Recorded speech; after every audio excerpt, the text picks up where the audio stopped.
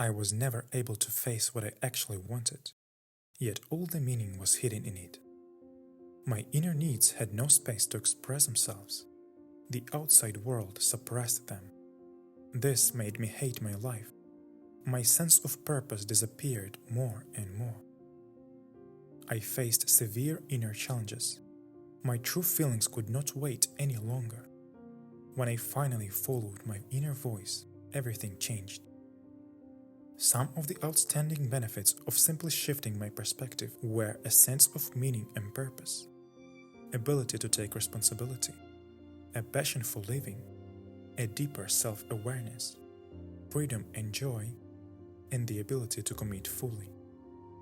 As a teenager, I was always disconnected from my true feelings. The school system didn't let me act or feel real. The traps of dependency held me tight without giving me a chance to act the way I really wanted to. In the modern world, not doing what you want has become the new norm, leading only to mental disorders, increased suicide risk, emotional imbalance and addictive patterns, escapism and the lack of adaptive personality, lack of motivation and desire to improve. Most people do very little that they love. They have no chance to express their desires. They live in constant dissatisfaction with no hope of getting closer to it. Throughout my life, I never had all my inner desires in balance. There was always an emotional imbalance. One instinct was stronger than the others. This made me hate my life. My purpose was not to solve this problem, so I began to lose my sense of purpose. As a teenager, I was always oppressed. When I had time to stand up, I would face only the impossible. My ego swelled, and I was not content to live a life that was less than impossible. I was being controlled by forces I was not aware of.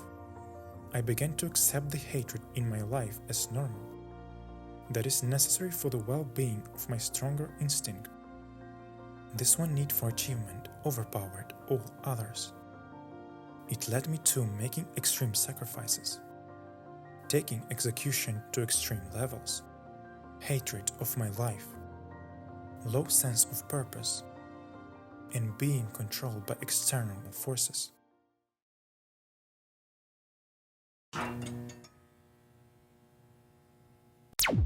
Forces that 99% of people can't control own them.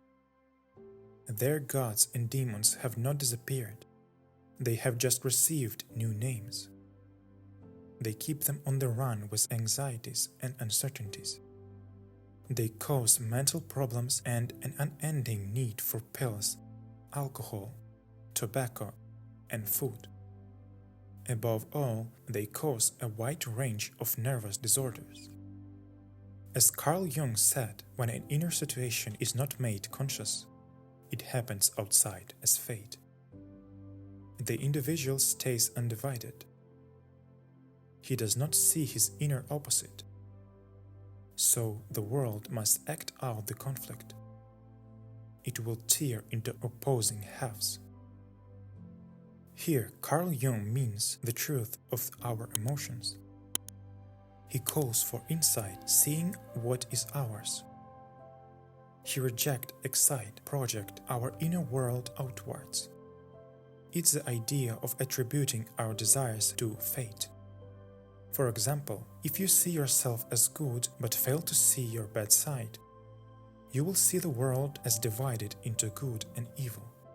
Yet you would see the world more holistically if you were able to become aware of that side of yourself. I kept repressing parts of myself. They conflicted with the ones taking over. And the further I went, the further I got from another need I secretly sought. I was making almost no improvement that would lead me to a more balanced and authentic way of living. Instead, it was leading me to suppressing my inner needs, not doing something because others do not expect me to do it. But these parts can't be erased. They can only be suppressed. They are still living inside us. They are condensed and ready to explode at any time. This means the more you try to avoid or suppress your negative emotions, fears, and faults, the more they will be released in destructive ways. Suppressing my inner parts caused me to experience feeling empty and bored, sharp emotional pain, feeling out of place, hating myself for limiting my own self. After I got my desired results, I felt despair, delusion, and insecurity.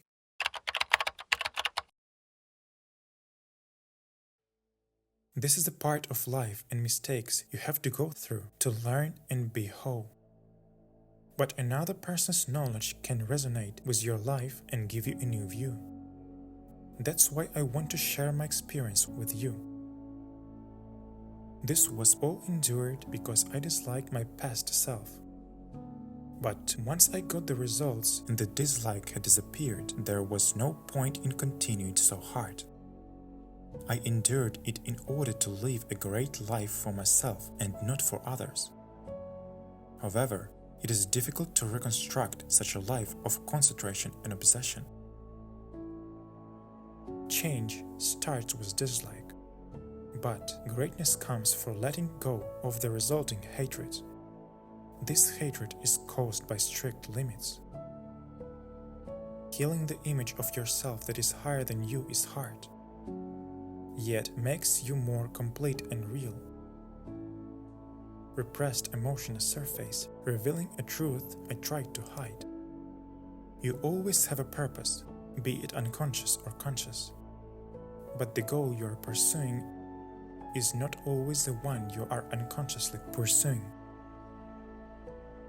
Your true feelings are your purpose. They give you an unconscious goal.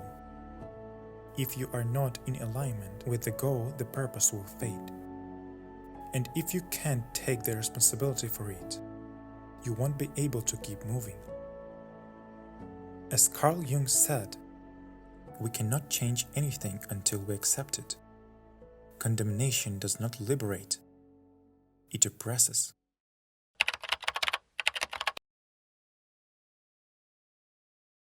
Our character is made of many inner personalities.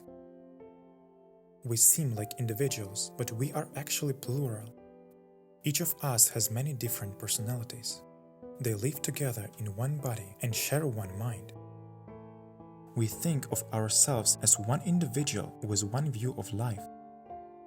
But in fact, if we pay attention, we have to admit that it feels like there are several people living somewhere deep inside, each pulling in a different direction. Part of us wants to stay at home, tend the garden, meditate, and enjoy our family. Part of us wants to do a good job at work. Part of us wants to go out and save the world. We can see this as independent energy systems. They come together in us because they are autonomous. Each of them has its own consciousness, its own values, its own desires, and its own point of view. Each has a different direction. Each has a different strength or quality of contribution to our lives. And each has its own role in our character. It is for this reason that we often have the feeling that we are separate inner people. Often, when we think we are trying to make a decision on the basis of fact or logic, we are actually engaged in a struggle between terrible forces within us. Because it is mostly unconscious and we don't know who is fighting for what, we can't make peace. We don't know which side we should take. We feel hopelessly divided by conflicting forces. The human mind experiences the world in duality. We divide the world and ourselves into dark and light, good and bad. We are forever at odds, siding with one side and then the other, but rarely undertaking the terrible task of integrating it all into a whole. Most people are not fully aligned with themselves. but they tend to align with many aspects of their personality. Yet, I have experienced aligning mostly with just one side of my personality. This made decision-making easier for me. But it also meant that it suppressed all my other countless parts. This caused me much suffering.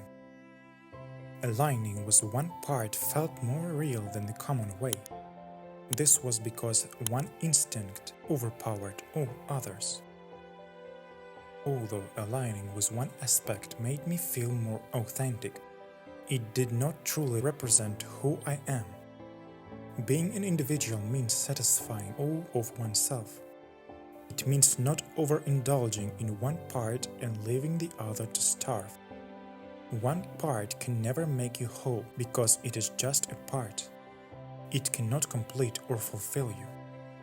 That is why Carl Jung said that the self is our life's goal, for it is the completest expression or combination we call individuality.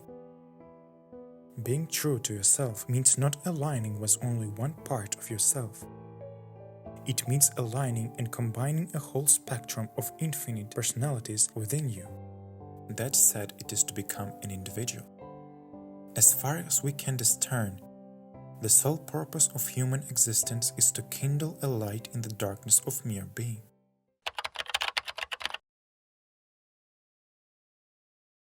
But in the modern world, you have to do what you hate to survive.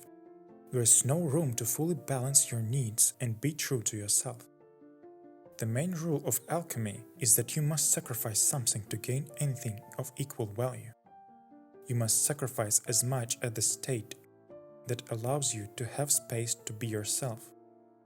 And when you would sacrifice enough and still have space left, give it to your inner parts. This stops boredom and emptiness and shows respect for them.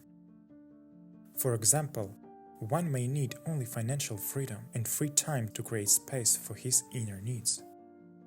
Another may need even more freedom or power to create space for his inner needs.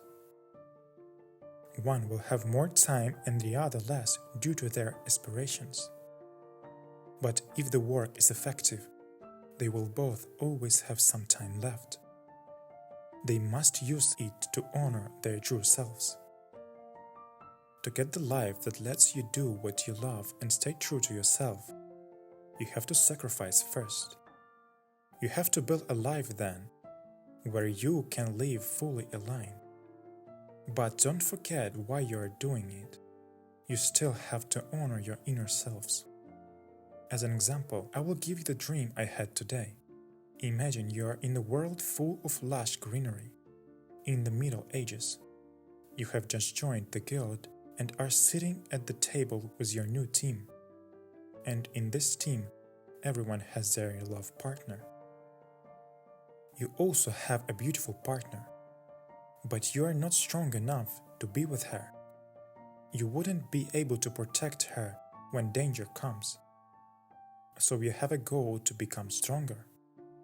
As time passed, you grew stronger and richer. But you were always fighting with others for power and forgot your beloved. And one day your lover declares that he or she is the poorest person in the whole country.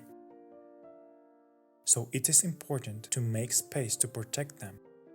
But it's also important to give your lover the time that is left. That represents your inner personalities.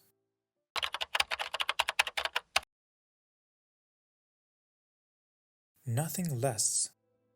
As you build this life, it will be destroyed. But having this purpose lets you have the meaning of striving to regain the balance of all your needs. It allows you to fully commit yourself without a lack of meaning. The most terrifying thing is to accept oneself completely. Even if you were able to make room for your inner personalities, and you didn't have enough lifetime to start balancing them, the present moment of the path of this purpose was still more meaningful than any other. Trustfulness to oneself is achieved when one sacrifices enough against the external and gives the rest to the internal. Bold and lofty, free and unrestrained, all kinds of aspirations would be washed away by the waves. Even life itself will perish. But what is a big deal? A noble man is not a slave to external matters, aloof from the world, forgetting gains and losses. Destiny is fickle, so why uphold your disposition? Throw away your mask and find your true self. True self is unyielding. True self is lonely. Even if my life is a setting sun, I will live my own splendor.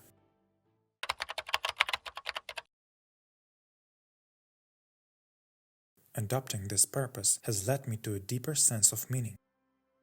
It has given me a passion to achieve. It taught me to sacrifice sensibly and take responsibility for my choices. In this way, we need to create a space for our inner needs. But the issues that hold us back are different for each person.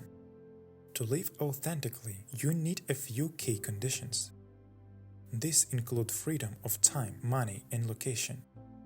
It includes safety and security.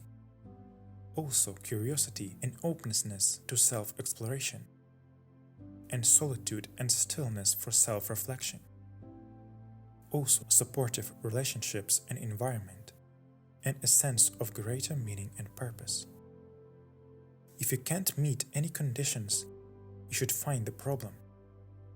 These are various potential solutions to address the defined problems. These solutions involve finding work that fits your values and interests. You should make systems that promote simplicity to regain time and mental space. You should care for yourself.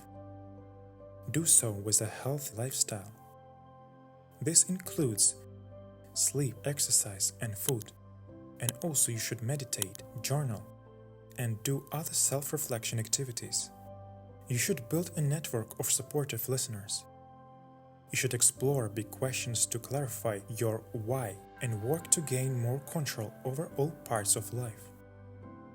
Once you have identified potential solution to your problems, start taking action immediately.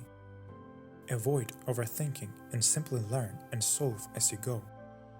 With experience and knowledge, you will gain clarity. You will see a framework that will help you create a life. It will let you express your inner personality. Embrace the uncertainty of your unique path. Stay flexible and anchored in your core values and life's purpose for alignment. Seek guidance from those who have faced similar obstacles, but find your own way of dealing with them.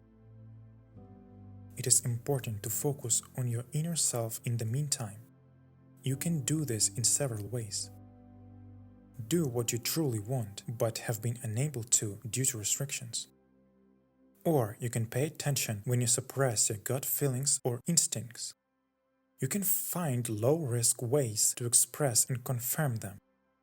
Or you can spend time alone in nature. You can also engage in creative self-expression through art, writing, and other forms. You can keep a journal to express your uncensored thoughts freely. The key is to carve out self-time. Use it to rediscover your true needs. These are outside of societal conditioning. Here are some things you can do to fit this framework into your life more easily. Keep in mind that this pursuit is about deepening. It is about returning to the self, not about attaining it for good. Transformation is a point, not a future state.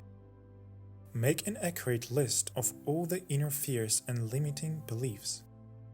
Also list the outer financial and relationship constraints. They are all stopping you from living with total honesty. After seeing these limits, align your life's purpose and core choices with the removal of them. If you want to see part 2 on the vision for what comes after this goal achieved, please leave a comment. It will take much sacrifice, but even the smallest thing with meaning is worth more in life than the biggest thing without it. Thank you for watching. I hope it was helpful.